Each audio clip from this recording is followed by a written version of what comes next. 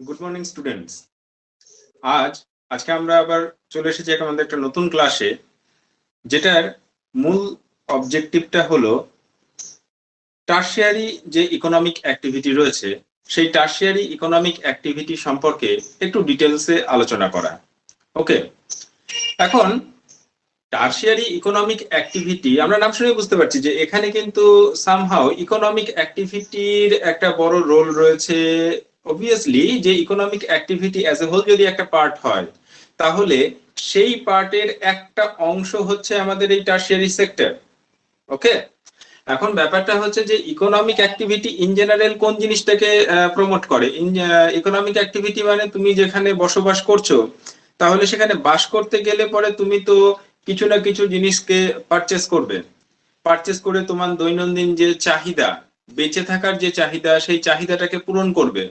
আজকের দিনে দাঁড়িয়ে খাদ্য, বস্ত্র, বাসস্থান কোনো জিনিস কিন্তু বিনা পয়সায় হয় না। বিনা পয়সায় তো দূরের কথা, একটা টাইম ছিল যখন বিনিময় প্রথার একটা প্রচলন ছিল, যেটা কিন্তু এখনকার দিনে প্রায় নেই বললেই চলে। খুব মানে সামান্য কোনো কোনো জায়গায় যদি তোমরা সেই খুঁজে দেখো, তাহলে হয়তো কিন্তু সেটা পাওয়া যেতে পারে। আদারওয়াইজ আমাদেরকে এখানে ডিপেন্ড করতে হচ্ছে কিন্তু সেই পারচেস করার উপরে। তো যাই হোক, আমাদেরকে মাথায় রাখতে হবে এই যে টারশিয়ারি, এই যে কথাটা ইউটিলাইজ করা হচ্ছে, এটার লিটারালি বাংলা টার্মটা কি বোঝাচ্ছে। এখানে যদি বাংলা টার্মটাকে আমরা বুঝি, বাংলা টার্মটা মানে হচ্ছে আর কিছুই নয়। এখানে আমাদের কি, যে ধরো সেবা ক্ষেত্র, তাই তো? আমরা নিচু ক্লাসে পড়ে এসেছি সেবা ক্ষেত্র, কিন্তু এখানে আমাদেরকে বুঝতে হবে যে এটাকে সেবা বলার থেকে পরিষেবা ক্ষেত্র বলা আই থিঙ্ক বেটার। তার কারণটা কি, যে দেখো, সেবা আর পরিষেবা দুটোর মধ্যে কিন্তু সামান্য ডিফারেন্স আছে। কি ডিফারেন্স? এখন ধরো তুমি অসুস্থ হয়ে পড়েছো বাড়িতে, তোমার মা তোমার মানে প্রচন্ড জ্বর হয়েছে, এবং সেই জ্বর থেকে ওভারকাম করার জন্য যা যা করার বা যা যা করণীয় তিনি তা করছেন। বিনিময়ে কিন্তু কোনো মূল্য তাকে তোমাকে দিতে হচ্ছে না, কারণ এটা তার একটা নিজস্ব অপত্য স্নেহ থেকে তিনি তাকে তোমাকে করছেন। কিন্তু ওয়ারাজ তুমি সেম সিমটম নিয়ে একটা নার্সিং হোমে ভর্তি হও, সেখানে এই কাজগুলোই কিন্তু নার্সরা করবেন। কিন্তু তার জন্য তোমাকে তাকে পে করতে হচ্ছে, মানে তুমি কিছু সেবা নিচ্ছ কিছু পারিশ্রমিকের বিনিময়। তখন সেটাকে আমরা পরিষেবা বলি, এবং এখানে যা যা জিনিস অ্যাক্টিভিটিস হয় কোনোটাই কিন্তু বিনা পয়সায় হয় না। সো দ্যাট এখানে এটা পরিষেবা ক্ষেত্র বলা অনেক বেশি স্যাঙ্গুইন। ঠিক আছে, দেখো, প্রথম আমি এখানে একটা জিনিস তোমাদের সামনে তুলে ধরেছি, যেখানে বলা হচ্ছে যে এই যে টারশিয়ারি অ্যাক্টিভিটি, এটাকে যদি আমরা খুব সিম্পলি ভাবার চেষ্টা করি, এটা হচ্ছে কি soft part of any industry. Okay, এখন সফট পার্ট, এখন বলা যেতে পারে একদিক থেকে বিচার করলে এটা সামহাও যেন ওই ইন্ডাস্ট্রিয়াল যে সেক্টরটা রয়েছে আমাদের সেকেন্ডারি ইকোনমিক অ্যাক্টিভিটি, তারই যেন একটা এক্সটেন্ডেড পার্ট।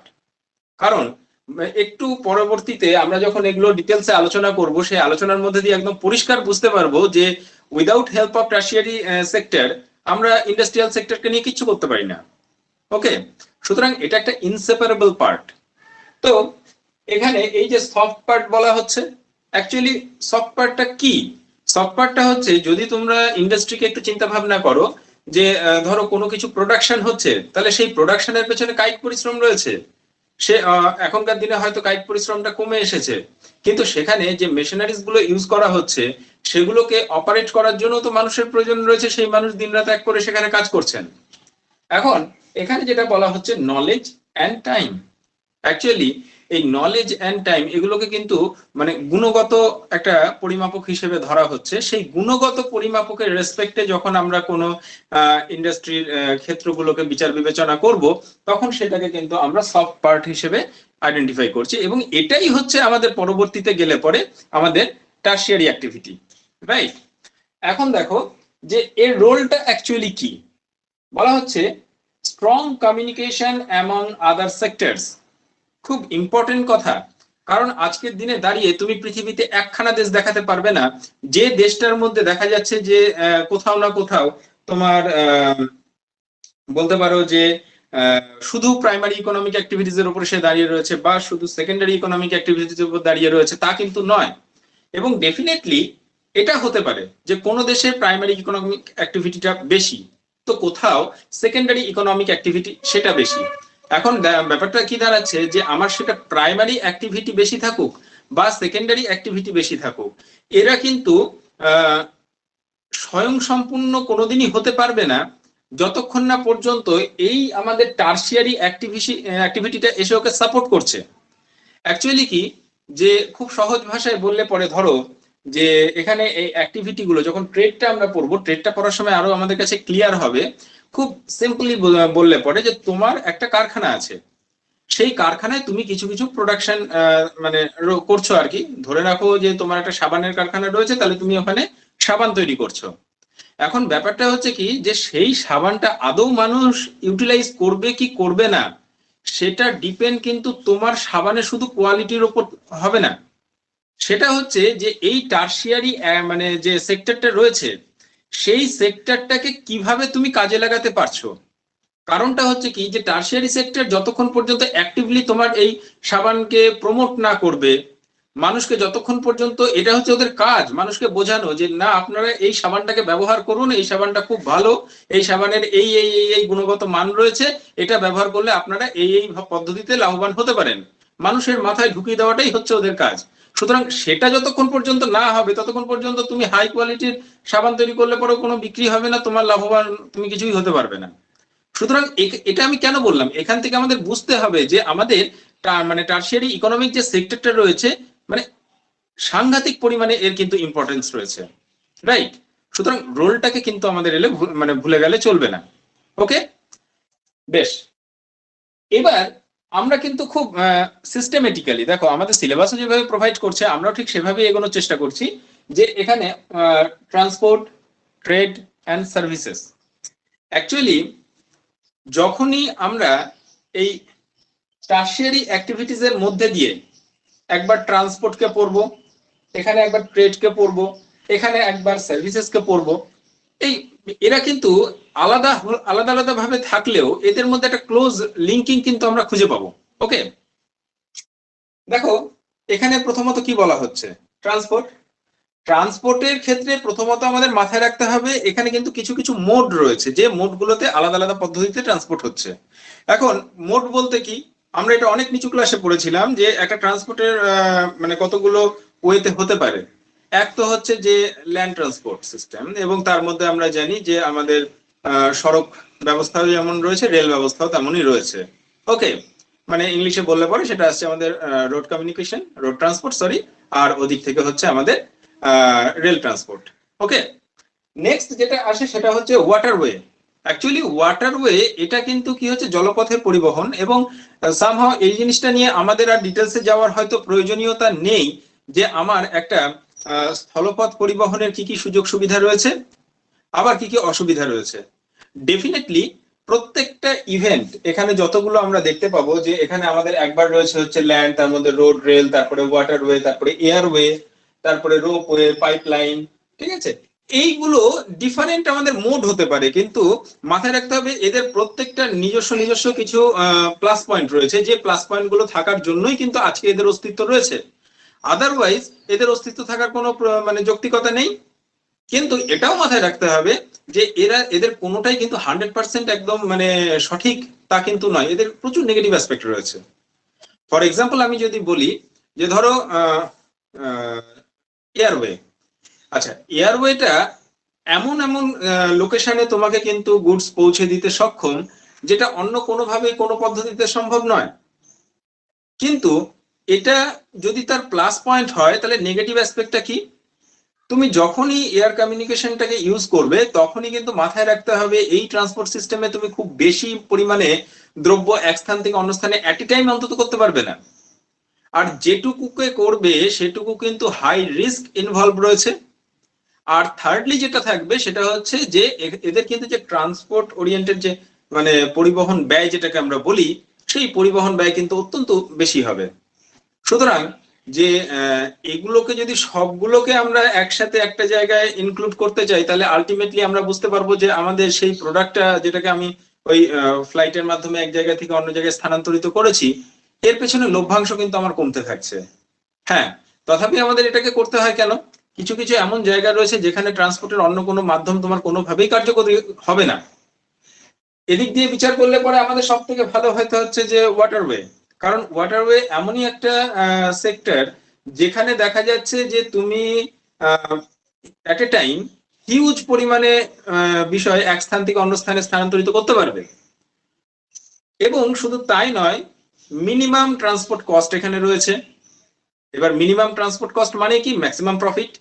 আবার শুধু তাই নয়, এর পাশাপাশি আরেকটা যেটা জিনিস কাজ করে যে এই যে জায়গাটাতে যখনই আমরা আসব দেখতে পাবো যে সাংঘাতিক ভাবে যে এরা কিন্তু রিস্ক ফ্রি। তাই বলে কি আমার কখনো সমুদ্রে বা কোনো জায়গায় আমাদের কোনো জাহাজ ক্ষতিগ্রস্ত হচ্ছে না? সেটা হচ্ছে দ্যাট ইজ অ্যাক্সিডেন্ট। এবার অ্যাক্সিডেন্টকে কোনোদিনই আমরা তার জেনারেলাইজড কন্ডিশনের মধ্যে কনসিডার করতে পারি না। ওকে, এছাড়াও আমরা দেখবে যে রোপওয়ে, পাইপওয়ে, এই যে ওইগুলো রয়েছে। এবার রোপওয়ের ব্যবহার ইন জেনারেল বর্তমান দিনে খুব সাংঘাতিক পরিমাণে কমে এসেছে। ওই একদম ইন্ডাস্ট্রিয়াল বেল্ট ছাড়া সেই অর্থে রোপওয়েকে ব্যবহার করা হয় শুধুমাত্র ট্যুরিজম সেক্টরে। এখন দেখতে পাবে বিভিন্ন জায়গায় তোমরা বেড়াতে যাও, বেড়াতে গেলেই দেখতে পাবে যে কি হারে রোপওয়েকে ওখানে ইউটিলাইজ করা হচ্ছে। তো এই যে ব্যাপারগুলো রয়েছে, এই ব্যাপারগুলোকে আমাদের সাংঘাতিক ভাবে পড়তে হবে, বুঝতে হবে, রাইট? সুতরাং এ তো গেল হচ্ছে ট্রান্সপোর্টের যে ক্লাসিফিকেশন, এটা মোড অফ ক্লাসিফিকেশন তোমরা বলতে পারো সেটা। কিন্তু এখানে মজার ব্যাপারটা হচ্ছে যে এর সাথে আমার আবার টার্সিয়ারি যে অ্যাক্টিভিটি রয়েছে তার আবার ডাইরেক্ট রিলেশনটা ঠিক কোন জায়গাতে রয়েছে। অ্যাকচুয়ালি দেখো যে আমি বারবার বলছি পরিষেবা। এবার তুমি একটা মানে যদি আমি রেলের গল্পটাই বলি, একটা রেলকে তুমি এখানে কনসিডার করছো যে তুমি হয়তো হাওড়া থেকে দিল্লি যাবে বা শিয়ালদা থেকে দিল্লি যাবে। তো রাজধানী এক্সপ্রেস, তুমি তাই নাম নিয়ে নাও। এখন যখনই তুমি সেই ট্রেনে উঠছো, সেই ট্রেনে ওঠার পর থেকে তোমাকে বেশ কিছু কিন্তু সার্ভিস তারা প্রোভাইড করতে করতে যাবে। ফুললি এসি ট্রেন, তাহলে ওই যে ফুললি এসি কনসেপ্টটা, এটা ওয়ান কাইন্ড অফ সার্ভিস। তুমি ওখানে একদম ডিউ টাইমে খাবার পেয়ে যাচ্ছ, সেটাও কিন্তু তাদের সার্ভিসের মধ্যে আসছে। ইভেন প্রত্যেকটা ক্ষেত্র তারা কিন্তু এই যে সার্ভিসগুলো প্রোভাইড করছে, এদেরকে আমরা কেন পরিষেবা বলছি? তার কারণ তুমি যে মুহূর্তে টিকিটটা কেটেছিলে সেই মুহূর্তে কিন্তু এই সার্ভিসগুলো তুমি অ্যাভেল করবে, তার জন্য পূর্ব নির্ধারিত দাম তোমার কাছ থেকে নিয়ে নেওয়া হয়েছে। শুধুমাত্র ওইখান থেকে হাওড়া থেকে শিয়ালদা বা সরি হাওড়া থেকে দিল্লি বা শিয়ালদা থেকে দিল্লি যেতে গেলে পরে তোমার যতটুকু মানে খরচ হবে তার থেকে বেশি কিন্তু সেখানে নেওয়া হচ্ছে, রাইট? তাহলে এই যে বেশি নেওয়া হচ্ছে, তাহলে এই বেশি নেওয়ার পেছনে প্রধান কারণটাই হচ্ছে কি? তোমাকে পরিষেবা দেবে, দিচ্ছে কে? Tertiary sector, definitely. এইবার আমরা কিন্তু এছাড়াও যদি চিন্তা ভাবনা করি, তোমরা দেখবে যে তোমাদের মানে জানাশোনার মধ্যেই যে দেখা যাচ্ছে যে তুমি সড়ক পথে কোথাও ট্রাভেল করছো। সড়ক পথে ট্রাভেল করতে গেলে মাঝে মাঝে দেখবে যে টোল প্লাজা আসে। অ্যাকচুয়ালি টোল প্লাজা গুলো কেন নেওয়া হয়? তুমি কোনো একটা খুব মানে হাই কোয়ালিটি সড়ক দিয়ে যাচ্ছ, 4 লেনের রাস্তা রয়েছে, বা কোনো একটা হয়তো ব্রিজে তুমি উঠতে যাচ্ছ, তাহলে এই যে ব্রিজটাকে তোমাকে ব্যবহার করতে দেওয়া হয়েছে, ব্রিজটা হয়তো কোনো একটা নদীর মধ্যে দিয়ে রয়েছে ওপর দিয়ে, তাহলে সেই ব্রিজটা না থাকলে পরে তো তুমি ওপারে যেতেই পারতে না। কিন্তু এই যে ওপারে যেতে পারছো তার জন্য কিন্তু তোমার কাছ থেকে ট্যাক্স নেওয়া হচ্ছে, টোল ট্যাক্স। ওকে, হ্যাঁ, এটা আলাদা ম্যাটার যে এই টোল ট্যাক্স কি আমার সারা জীবনের জন্য ওখানে থেকে যাবে তা না। এদের একটা নির্দিষ্ট সময় থাকে, যে সময় পর্যন্ত পার্টিকুলার জায়গাগুলোর জন্য টোল মানে কালেক্ট করা হয়, ঠিক আছে, এবং পরবর্তীতে মেনটেন্যান্সের কাজে সেই টাকাটাকে আবার ইউটিলাইজ করা হয়। ওকে, তাহলে এই যে সেক্টর গুলো, তার মানে এই জিনিসগুলোকে তাহলে কে কাজ করাচ্ছে? এগুলো কাজ করাচ্ছে কিন্তু আমাদের এই ট্রান্সপোর্ট সেক্টরের মধ্যে এসে এখানে যে মডার্ন টেকনোলজি, সেই মডার্ন টেকনোলজিটা। আর এই মডার্ন টেকনোলজিকে কে কন্ট্রোল করছে? মডার্ন টেকনোলজিকে কন্ট্রোল করছে আমাদের কিন্তু এখানে টারশিয়ারি সেক্টর। ওকে, তাহলে আশা করি আমরা এই জায়গাটা সম্পর্কে একটু বুঝতে পেরেছি যে আমাদের ট্রান্সপোর্ট এটা কিভাবে টারশিয়ারি সেক্টরের মধ্যে কনসিডার করা হচ্ছে এবং তারা কিভাবে নিজেদেরকে ওখানে ফ্লারিশ করছে। নেক্সট আমরা চলে আসছি হচ্ছে ট্রেড। আই থিঙ্ক ট্রেড হচ্ছে সব থেকে গুরুত্বপূর্ণ একটা সেকশন আমাদের এই টারশিয়ারি সেক্টরের মধ্যে। ওকে, এখন মাথায় রাখতে হবে এই যে ট্রেড সিস্টেম থাকবে, এই ট্রেড সিস্টেমটা কিন্তু বেসিক্যালি দুটো ভাগে ভাগ হয়ে রয়েছে। কি কি? এক তো হচ্ছে আমাদের রুরাল ট্রেড সিস্টেম, আর আরেকটা থাকবে হচ্ছে আরবান ট্রেড সিস্টেম।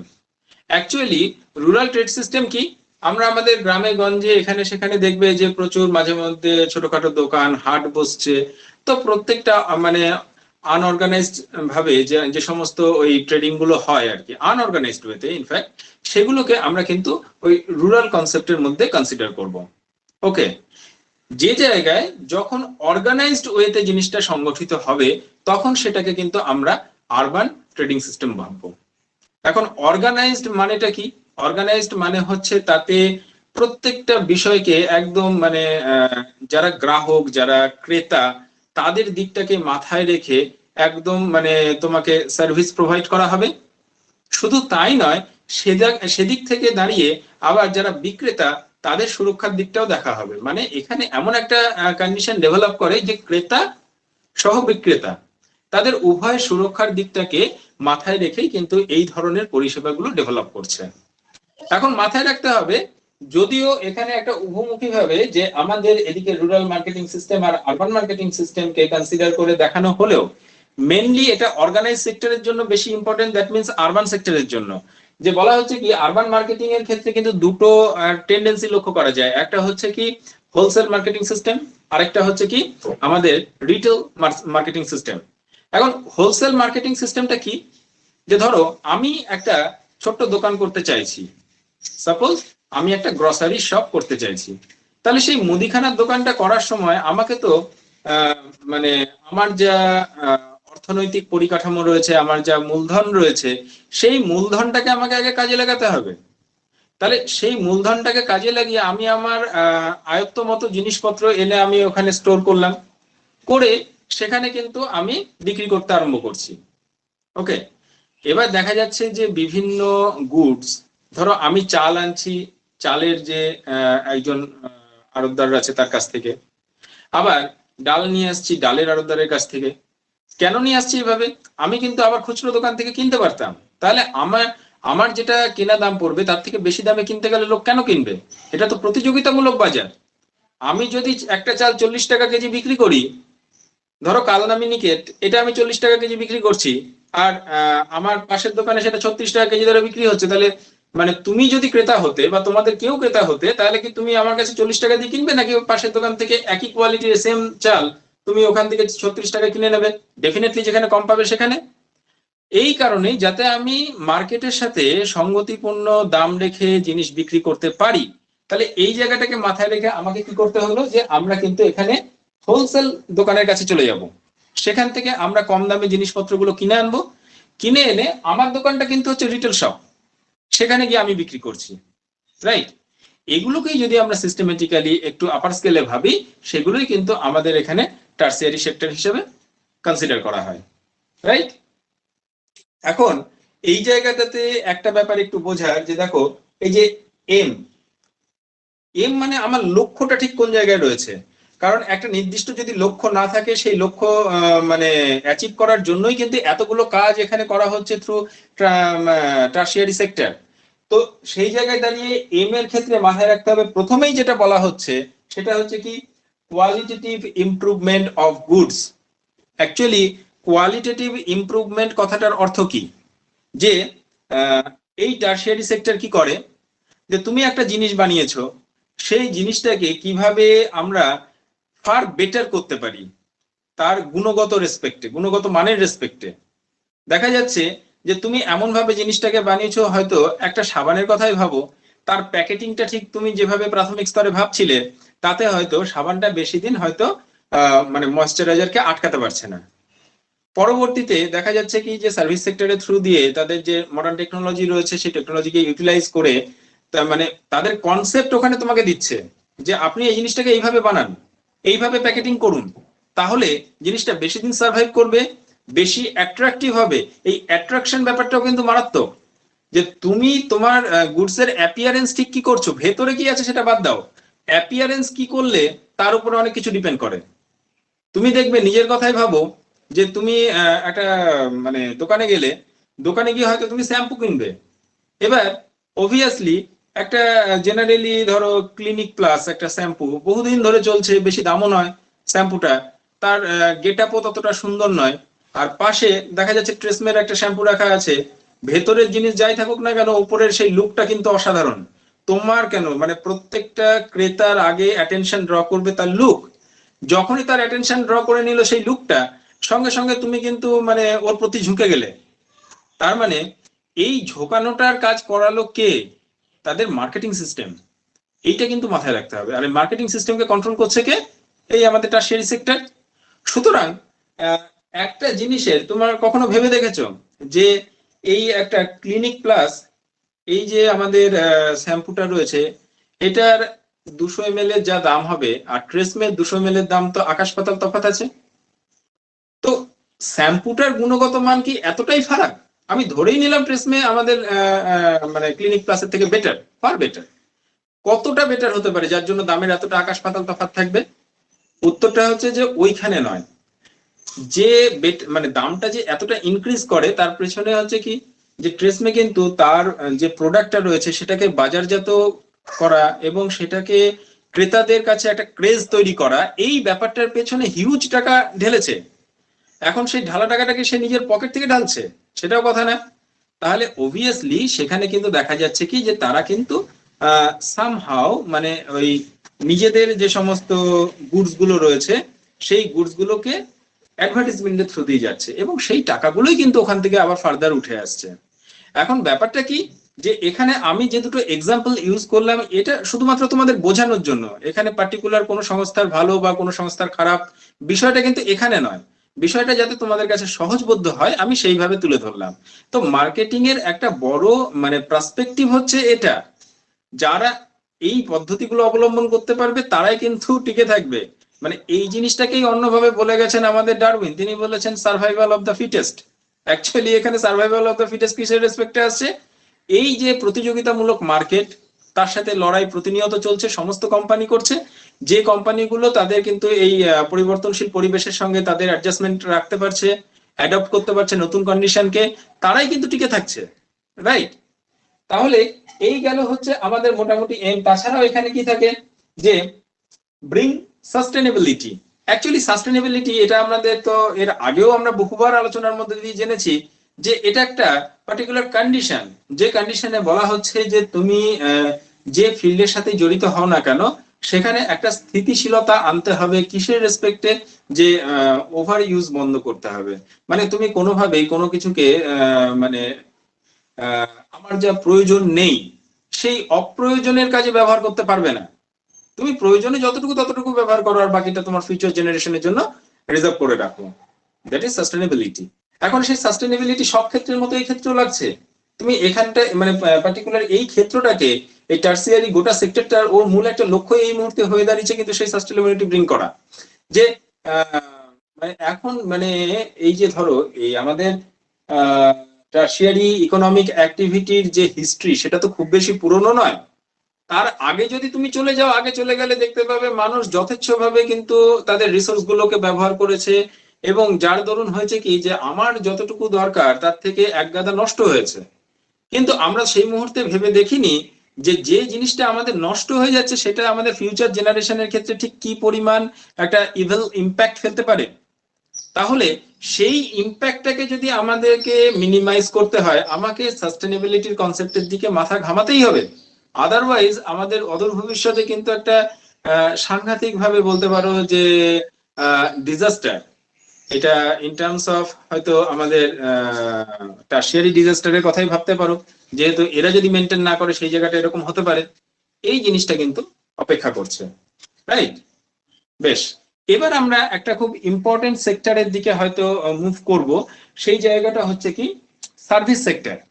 এখন দেখো এই সার্ভিস সেক্টর এটা কিন্তু বলতে পারো যে সার্ভিস ছাড়া আমাদের টার্সিয়ারি সেক্টরটা অচল, আর টার্সিয়ারি সেক্টর ছাড়া বাদবাকি সমস্ত সেক্টর অচল।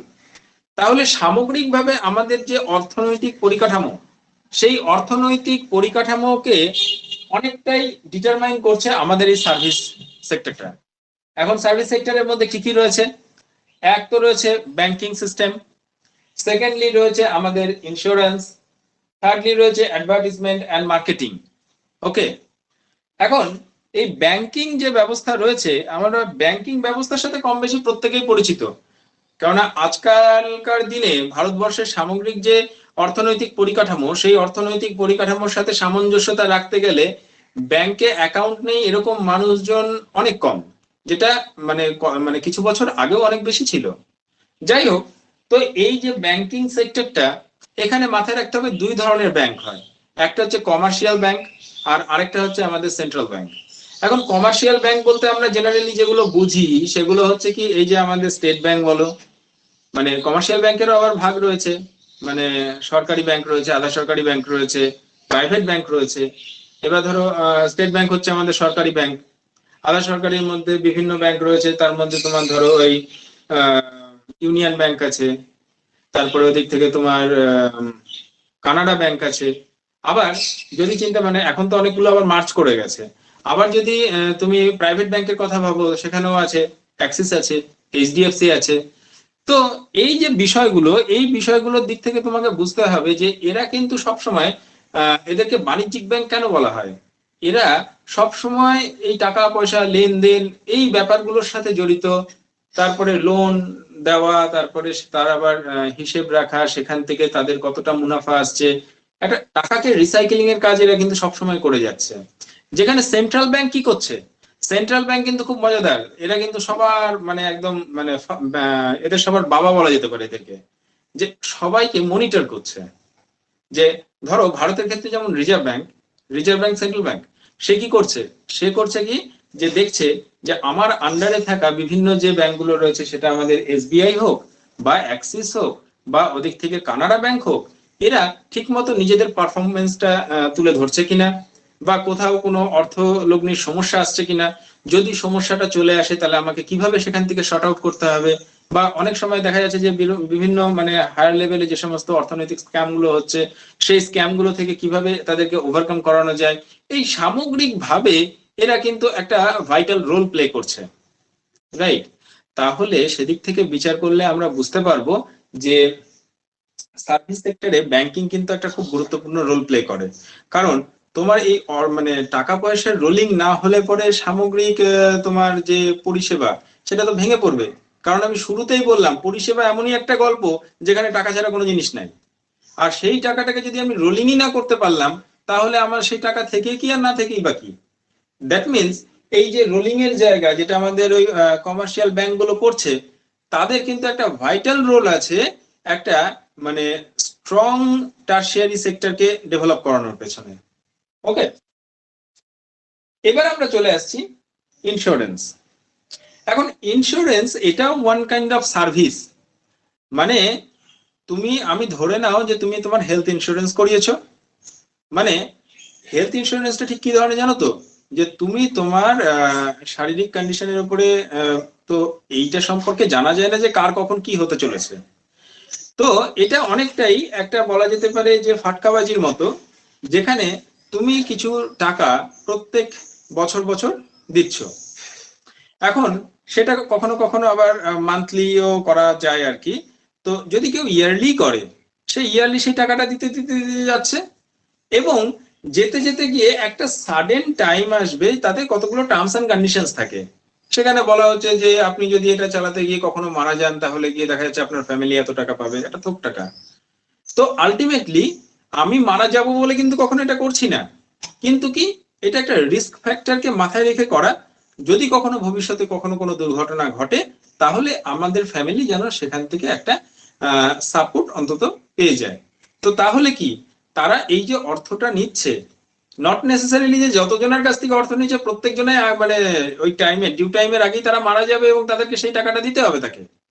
কিন্তু তাদের সামগ্রিক কাজের পেছনে এখানে কিন্তু একটা অর্থনৈতিক রোলিং চলেই যাচ্ছে, এবং যে জিনিসটা আমাদেরকে কিন্তু আলটিমেটলি যে পরিষেবাটা দিচ্ছে টাকার এগেনস্টে, যে কারণে এটাকে কিন্তু আমরা এই সার্ভিস সেক্টরের মধ্যে অন্তর্ভুক্ত করেছি, right?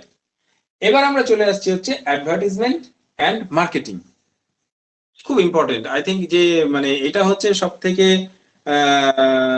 Sophisticated portion of any service sector, any industry. Actually কিছুক্ষণ আমি বললাম যে service sector none other than extended part of any industry. Okay, এখন এক্সটেন্ডেড পার্ট মানে কি? একটা ইন্ডাস্ট্রি যেমন নিজে জিনিসগুলোকে তৈরি করছে, সে তৈরি করার সময় তার কিন্তু যে শুধু আমাকে তৈরি করতে হবে বলে তৈরি করে দিলাম সেটা কিন্তু কথা নয়। তাকে সবসময় মাথায় রাখতে হচ্ছে যে এই যে আমি জিনিসটাকে ডেভেলপ করছি, আদৌ মানুষ সেটা নেবে তো? মানুষ যদি না নেয় তাহলে আমার করে কি হবে, এরকম একটা ব্যাপার।